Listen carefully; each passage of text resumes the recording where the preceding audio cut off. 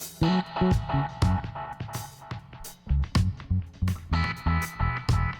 guys, so in this video I'm going to be talking about the third degree.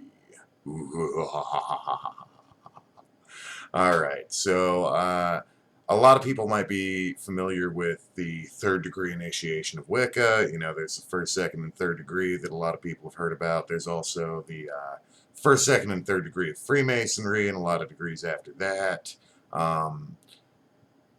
Let's see, in the Hermetic Order of the Golden Dawn, they didn't have degrees so much as they had grades, but they again did have three major tiers that were, you know, kind of radically different levels of practice that were going on. So again, they had kind of a threefold pattern going on, which seems to be a very common thing.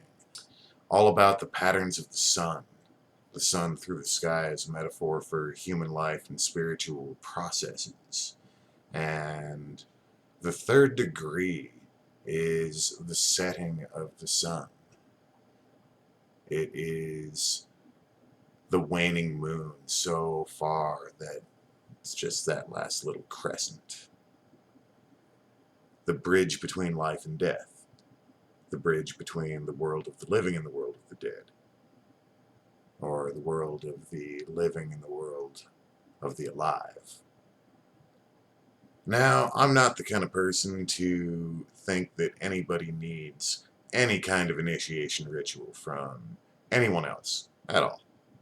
And when I'm talking about initiation, to me, it's like a gold mine because it's an old way of viewing the human growth process and the different ways that's been codified over the years and the different approaches there have been to triggering transformational processes.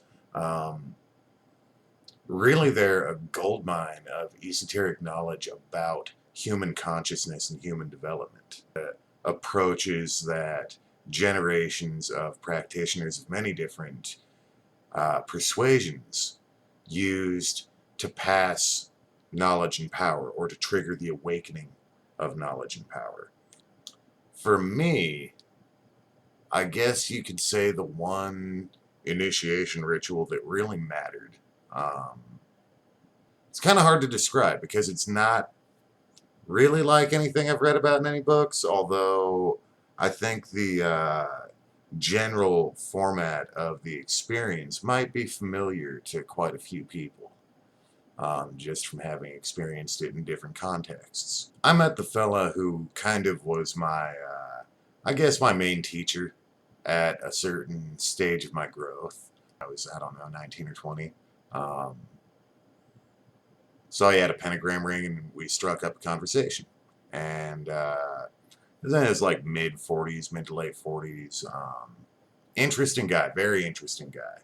And for the next year or so, I habitually would stop by for long talks with him, like 2, 3, 4 hour talks.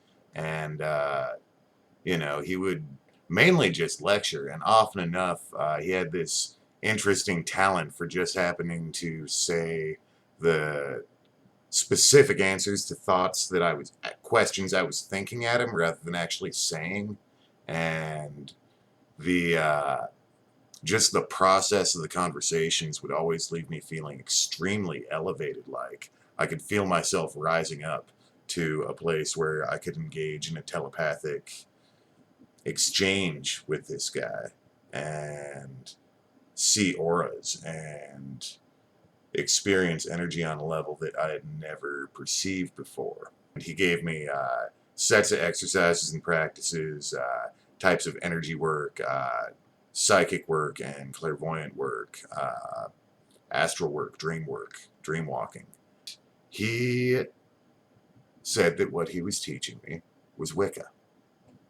And based on the kind of not-for-profits that he does work with and what kind of roles he holds there, I think that's pretty bona fide. But it was an individual, like a solitary but still initiatic. And he honestly, I think, wonders why I don't take his style and just teach it to everybody. It is a cool style, I'll admit, and it worked. For me, it did. The initiation, and he counted me as like second degree when we met, more or less. Um, and I know that's a very informal way to do it, and a lot of people would not consider it a bona fide Wiccan initiation. A lot of them just wouldn't, and that's fine. That's fine. But he took into account that I was practicing with a coven and with a magical working group and had a circle of friends and had spent like 5 years at that time as a solitary. So, anyway, after my year, right around in that time, I went over to his house for kind of like a final awakening, like the culmination of this training process that was just radical. Like, experientially speaking, I don't know how to convey to you. I wish I could figure out how to teach on that level. Ugh. Sometimes I come close, but not quite. And the third degree initiation, as he referred to it, was strange. He had like sets of almost like bullet point lists of thoughts and key phrases drawn, kind of starting with like some ancient Greek stuff and some ancient Hindu stuff and progressing forward into time. And it was just an interesting setup that he had developed over the years. And it was a very intense energy working experience, and it did kind of mark my awakening in a very real sense. When I look at something like this term, the third degree, that sometimes belongs to a lot of different groups, and some maybe have appropriated it from others throughout the ages, but I'm not concerned with documents. I'm not concerned with pride. It's not about that at all. It's about the symbolism of the setting sun.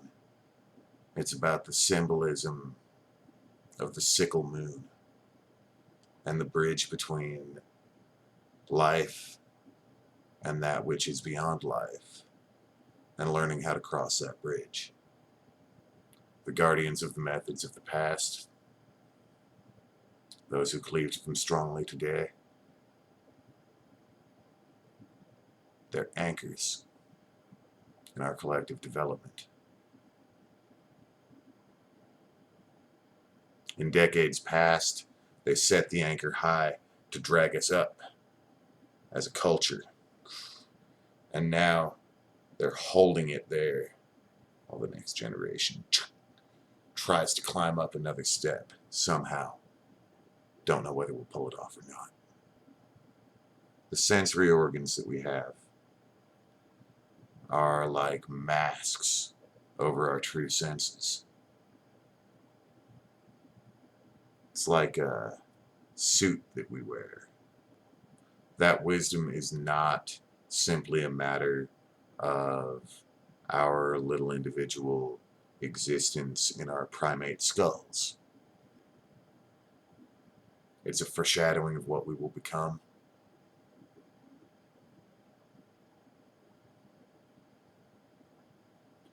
A guidepost, a guiding light and inspiration.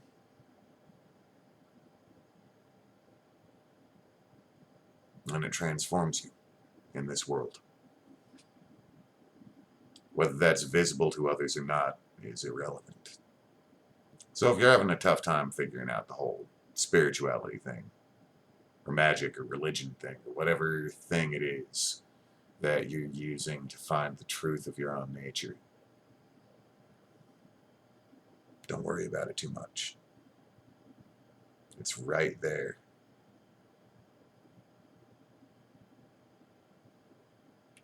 Instead of seeking for it outward, you just have to look back and figure out who's doing all this looking.